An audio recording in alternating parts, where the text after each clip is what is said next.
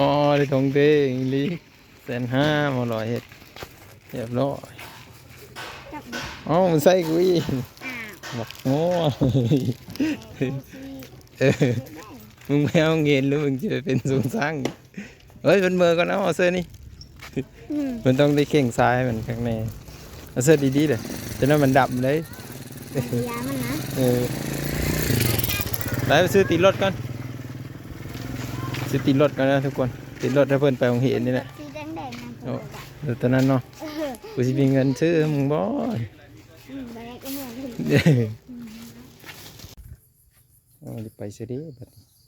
อยู่ลบไปลบมาอย่าไปเสียเนี่ย แป้งรถแน่ รถเป็นเพื่อนนี่ รถ อิหยังคือมันกึกอยู่นะ วู้ มันทูบ่ เออ เออ รถตั้ง โอ้เอามา2 คันเลยบ่นี่ฮะ เออ โอ้ตัวได้มันทูนี่เบิ่งดูหั่น นี่แล้ว ได้เบิ่งบอลเลยเนี่ย นี่บนนี้ เออโอ้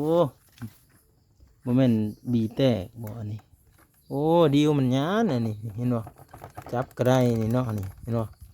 ก็แก๊กอย่างนี้สมพอแล้วเวลาทีบมันก็โอ้ยแอวมันอ่อนโพดอันนี้คุณ ซ้ำแอวผู้สาวเนาะอ่าซ้ำแอวสาวใหญ่ไผกระพริบ โอ้รถเพเพิ่นว่าเอารถมาเฮาแปลงเฮ้อนะเดี๋ยวสิเบิ่งเฮ้อบัดนี้รถเพิ่นเพเพิ่นเอาอันมาเฮาแปลงเฮ้อเดี๋ยวสิแปลงได้บ่แหละดิวตัวนี้มันก็มันหยานหมดแล้วนี่จอดก็บ่อยู่ซ้ำหวานนี่ดิวมันเป็นน้ำดิวมันเวลาทีบแล้วมันทูกับข้างอันนี้นี่เด้ทูกับเด็กมันก็เลยมีรถห้างอยู่คันหนึงก็เลยสิมางเอาตัวนี้ไปเบิ่งว่าสิได้บ่มางเอาตัวนี้ยังเข่งอยู่ เข่งกับบ่เข่งปานได้แหละบีบกันยังเฮามาเอาตัวนี้ใส่ตัวนั้นลองเบิ่งอยาวออกพี่อยาวออกแปลงให้เพิ่นพอได้ขี่ไปหันไปนี่ตัวนี้ว่าสิแปลงรถถีบให้เพิ่นก่อนก็กระแจเท่านั้นนะ14บ่17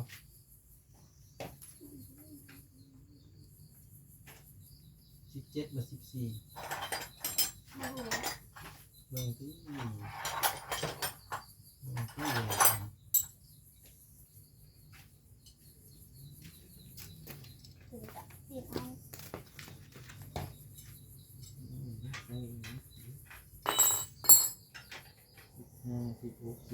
ติดเอา 6 7 8 9 40เด็กแก่ตัด ได้ 200,000 ได้นาฬิกาถามมาแล้วนะว่าได้นะผู้นั้นแบบผู้หนึ่งเห็นมีเห็นไปทำวัดนะวัดก็เลยมีเห็นมันโหยิ่งจะดี ปลา ตั้งแต่มือเด็กซีแล้วมันมีอยู่เลย มีอื่นครอบเลย กระตาแม่ทะเลเฮากาผูเฮา ลืมเอาเนื้อแข็งมันนี่ เรียนเป็นยังไงนะครับ เสียบพอเสียบพอ มาให้เขาไปได้แล้วที่จะเอิ้นไปก่อนอ๋อได้อยังบ่หน่อย บ่จะบ่ได้จ้ะที่เราตึงมันเป็นแนวใด นี่ สิใส่สเตอร์จักใส่ได้บ่อันนี้ก็เอียงเลยเด้โซจักใส่สเตอร์กับสเตอร์จักแหละเอียงเลยสเตอร์จักตัดหอมแบบงามสเตอร์ลังกับใส่สเตอร์ ใส่ จัก ดีนะมาดู สเตอร์นากับใส่สเตอร์จักใส่สเตอร์ง่ายอีกเปลี่ยนเลย เดี๋ยวกระดูกเนียง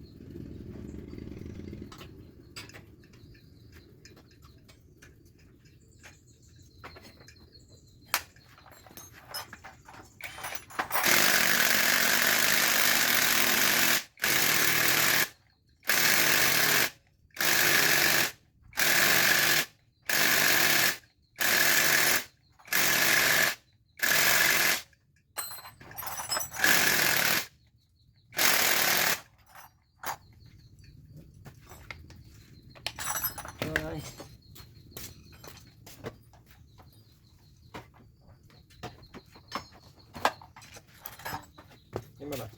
บ่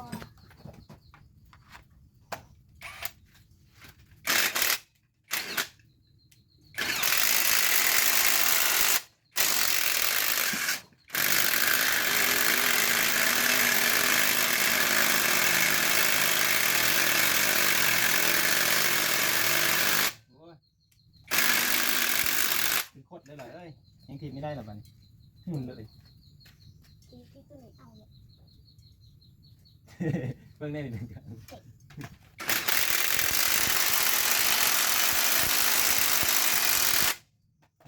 ว่าจะขี่จังหวัดรถตัวนั้นอีก เบิ่งที่น็อต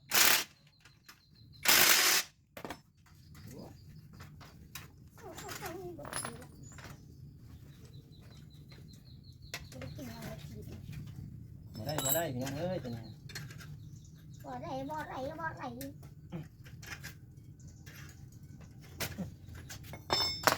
ถึงมึงก็เลยมันน็อตมันไม่ออกนะตัวนี้ก็ได้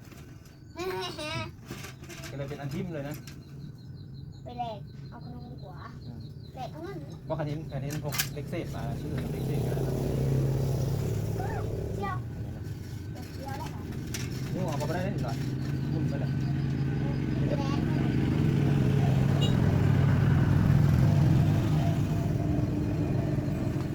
แม่หมดเลยร้อยไปรถผมไปจอดตั้งไว้แบบนี้เด้อไปรถเดี๋ยวสิมาจัดการตัวนี้อีกก่อนเดี๋ยวสิมามั่งตัวนี้ฮะต่อไปเอามาสิไม่ได้ขี่จังอันแล้วเนาะ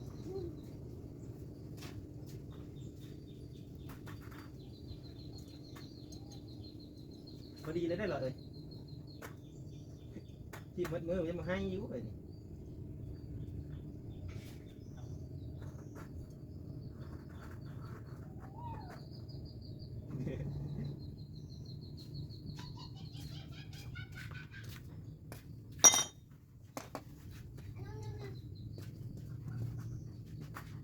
มากินเลย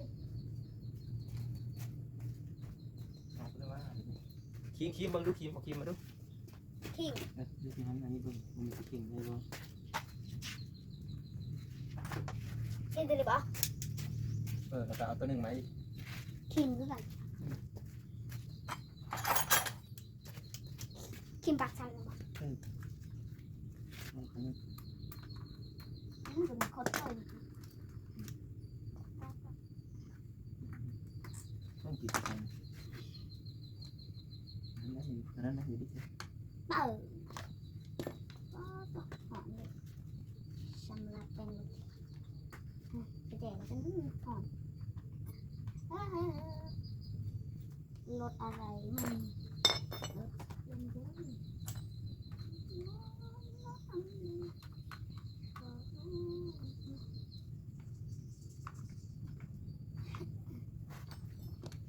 แต่งรถจักรยานยนต์ไปทำบุญอีกโอ้โหเก่งกับเบียวเลยหัวเอาที่บ้านมันสุดยอดอ่ะของสมัยซื้อดี อันนี้ แขนหนูมันมุ้งคอ จับซบเขาเลยโอ้ย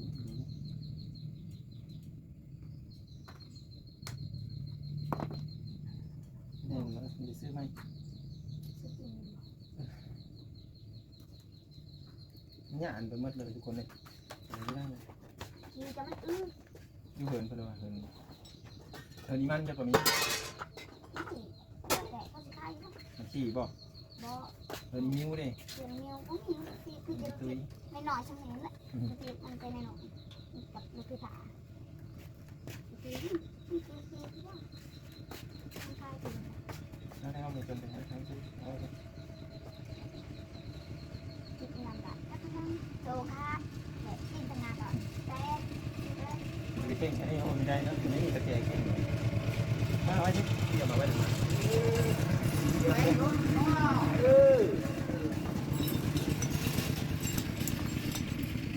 เดี๋ยวมาไม่ได้แต่หันเอาเลยเนาะเอาเก็บไว้น็อตนะครับหันเอาไว้เดี๋ยวต้องเข้าไปสินี่หันสิต้องอันนั้นหรอกเดี๋ยวจะทุกอย่างก็มาติดกันมันเลยเอา เอาไว้ตรงข้างคือเก่านะแล้วแต่มันไม่ได้อยู่มันไปซื้อมาอยู่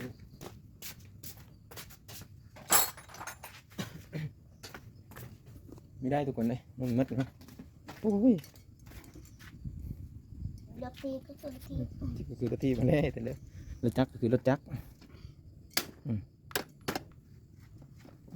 หันเอาได้บ่ไม่หันก็ยากเอาอันนั้นหันไว้แต่ตัวนั้นแหละแล้วก็เอาไปจอดไว้หันทางหน้ายังดีอยู่ทางหน้ายังแต่ทางหลังนี่มีแต่ซื้ออันนั้นมาใส่ซื้อซื้อแต่ตีนมาใส่กับโรลิตมันเพราะโรลิตตัวนั้นมันก็ใส่ไปได้จอดติดเลยเด้เขาก็คือสิมีมัดข่อยมัดอันนั้นที่หนึ่งอีกจักแสนแล้ว ใส่ตีนหล่อสิครับ จะเสียติดรอบป่ะ มันจะหนูเอาหนูจะไปตีไป2 คน3 คน2 คนนั่งคนนึงหนูให้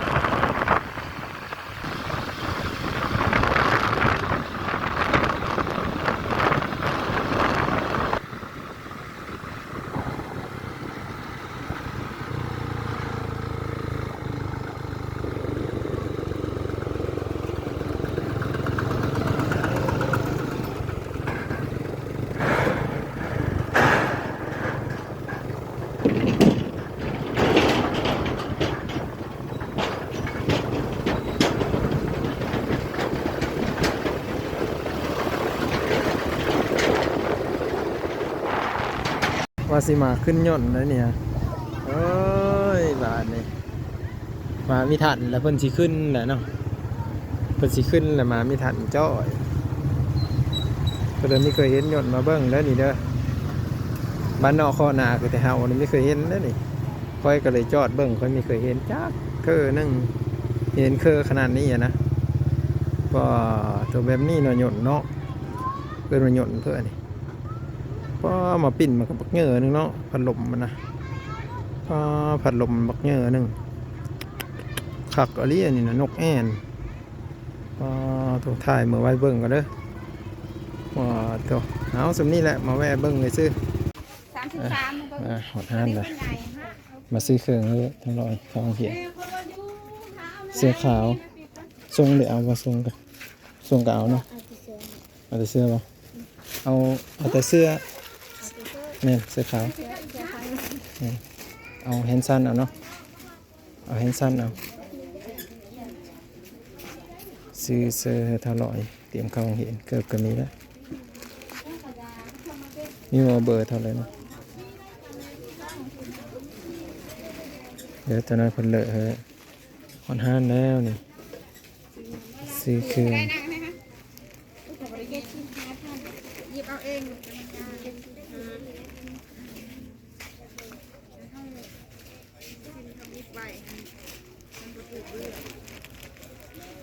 เอาแขนสั้นเด้อ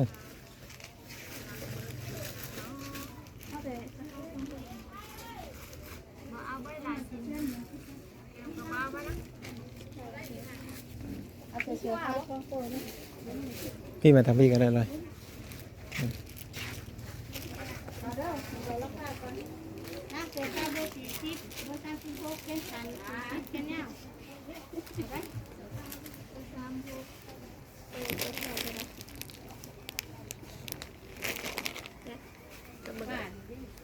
น้องเบอร์เอ็มเอ็มเสร็จ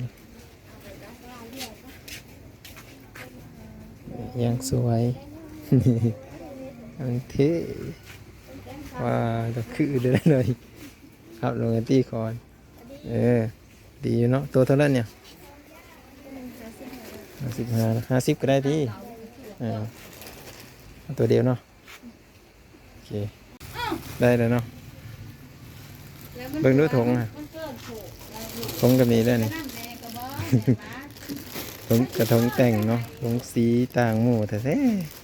บริเซนเก่าเนาะคือเอา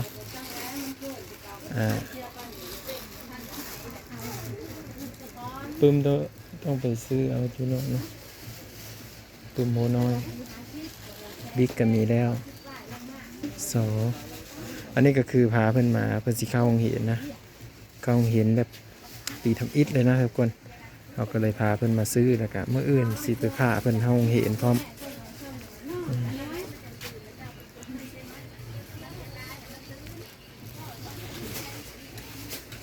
ถ้าลอยเตรียมเข้าโรงเรียน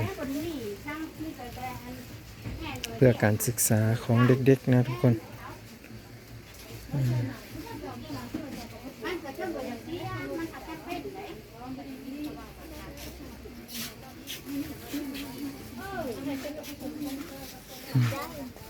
ใจ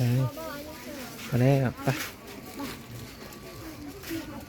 ตีรถเขาดิไปยังเอาพี่เลยไปซื้อตีรถเขาอ๋อได้ทงเต้งลี150,000มาลอยเห็ดเรียบร้อยมันใส่กุยบอกโง่มึงไม่เอาเงินหรือมึงจะเป็นสูงสร้างเฮ้ยเป็นเบอร์ก่อนเอาเสื้อนี่มันต้องได้เข่งซ้ายมันข้างใน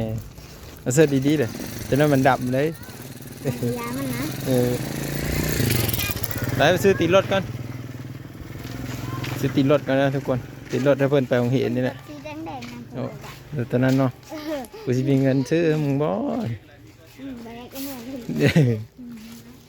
ได้แต่ทงก็ได้เนาะทงก็ได้มาเลยคืออยู่เนาะทงกับทงแบบต่างหมู่เลยนะมอลอยมีเอาคือหมู่เลย เขาเป็นทงมาเลยเนี่ย มันเป็นตาทงไดโนเสาร์ไม่จังเนาะซื้อทงแล้วก็ซื้อเสื้อเพิ่นเสื้อกับตัว150ทงกับ150,000พอดี200,000เนาะปึ้มอีเด้เนาะปึ้มเคยซื้อđó mình nha đó biết pum nó นี่จะ1-2 พันจบ nó ôi anh là phận ละพัน cài vào chút đi ไปทุกคนเดี๋ยวเราก็สิซื้อขนมแล้วก็สิเมออ้อเมอเนาะก็คือไปซื้อเอาน้ำมันนี่ได้150,000ได้น้ำมันนะน้ำมัน150,000ก็ถือว่าจบเลยเพราะว่าแม่พาซื้อน้ำมันแน่นะเลยซื้อน้ำมันให้เพิ่นเลยเอามอนี่มาเพื่ออีกแล้วได้เพื่อนี่ได้เพื่อนี่คือลายใช่ มาสื่อเครื่องเราเนี่ย โอ้ตัวที่เข้าห้องเรียนแล้วเนาะ โอ้สั้นเนาะได้เพื่อแน่เลยไปทง กระเสือ อืมเนาะซื้อเรียบร้อยเนาะมื้ออื่นไปรายงานตัวได้มื้ออื่นเรียบร้อยมื้ออื่นเนาะแยกสิ้นส่วน แยกอะไรเลยมื้ออื่นนี่เด็กเสื้อขาวก็ได้มาทงก็ได้เลยเตรียมห้องเห็นนะเข้าห้องเลยป .5 เลยที่ป .1 ไม่ต้องเข้าเนาะฮะ รัดเข้าป .5 เลยแล้วแต่ครูเพิ่นสิเฮาเนาะนี่เคยเฮาโรงเรียนจักเทื่อนี่เลยว่าเอาไปพาเฮาโรงเรียนก่อนเป็นใหญ่ๆจังพอได้อ่านออกเขียนเป็นนะรอติดตามเบิ่งเด้อ